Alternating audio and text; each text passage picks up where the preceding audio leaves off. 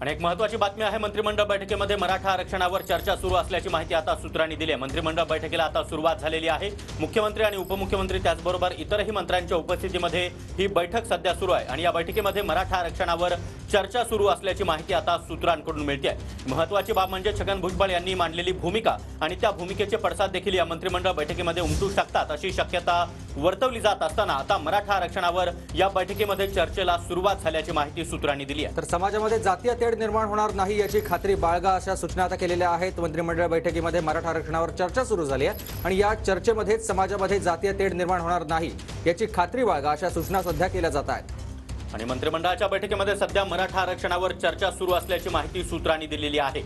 मराठा समाजाला आरक्षण द्या, मात्र ओबीसी कोट्यातून नको अशी ठाम भूमिका आता छगन भुजबळ यांच्यासह ओबीसी नेत्यांनी घेतलेली आहे आणि त्याच सगळ्या पार्श्वभूमीवर आता त्याचे पडसाद या मंत्रिमंडळ बैठकीमध्ये उमटतात का हे पाहणं महत्त्वाचं असणार आहे। शंभूराज देसाई त्याचबरोबर इतरही मंत्री मुख्यमंत्री आणि उपमुख्यमंत्र्यांशी चर्चा करणार असल्याची देखील माहिती मिळाली होती आणि याच सगळ्या पार्श्वभूमीवर आता महत्त्वाची बातमी आपल्या समोर येत आहे आणि माहिती देण्यासाठी आमचे प्रतिनिधी गिरीश गायकवाड सध्या आपल्या सोबत आहेत। गिरीश, मंत्रिमंडळ बैठकीमध्ये मराठा आरक्षणावर चर्चेची सुरुवात।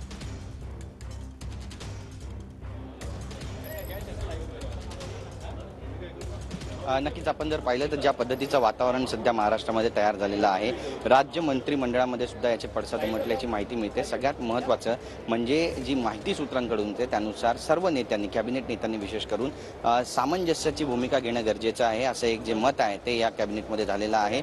सर्वसामान्यांमध्ये सरकारची जी प्रतिमा आहे ती विश्वासार्ह असली पाहिजे अशी सुद्धा एक भावना सहमंत्र्यांनी या ठिकाणी व्यक्त केलेली आहे। त्यासोबतच समाजामध्ये दुफळी मारणार नाही, दोन समाजामध्ये जातीय तेढ निर्माण होणार नाही अशा पद्धतीचं वक्तव्य कुठल्याही मंत्र्यांनी सरकारकडून करता कामा नये असं सुद्धा एक भावना या ठिकाणी व्यक्त केलेली आहे। त्यासोबतच सर्वसामान्यांची दिवाळी जी आहे ती गोड करण्याचा जो प्रयत्न आहे तो राज्य सरकारचा असणार आहे असं सुद्धा या ठिकाणी समजतंय। एसटी कर्मचाऱ्यांचे प्रश्न असू द्या किंवा राज्य कर्मचाऱ्यांचे प्रश्न असू द्या, या सगळ्यांना बोनस आणि इतर ज्या काही त्यांच्या मागण्या होत्या त्या पूर्ण केल्या जातील आणि त्यांची दिवाळी जी आहे ती गोड होईल खऱ्या अर्थानं अशी सुद्धा एक माहिती सूत्रांकडून मिळते। चर्चा सुरू आहे, बैठकीमध्ये विविध प्रश्न घेतले जातील आणि मुख्यमंत्री बाहेर आल्यानंतर नेमकी काय घोषणा करणार आहे पाहणं अत्यंत महत्त्वाचं ठरणार आहे। सागर, नक्कीच गिरीश, दरम्यान भुजबळ यांनी जी भूमिका मांडलेली होती त्या भूमिकेवरून या मंत्रिमंडळाच्या बैठकीमध्ये पडसाद उमटण्याची शक्यता देखील सकाळपासून व्यक्त केली जात होती। त्या संदर्भात काही अपडेट समोर येत आहेत का?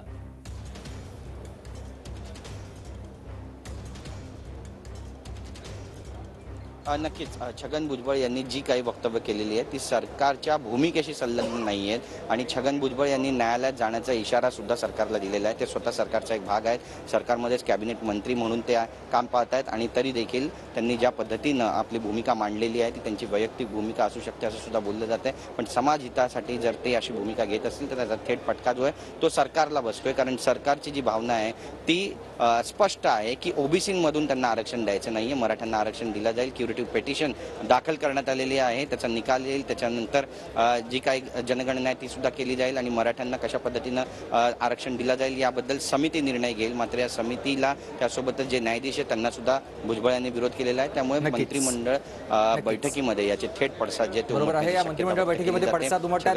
तुम्ही दिलेल्या सविस्तर माहितीसाठी गिरीश।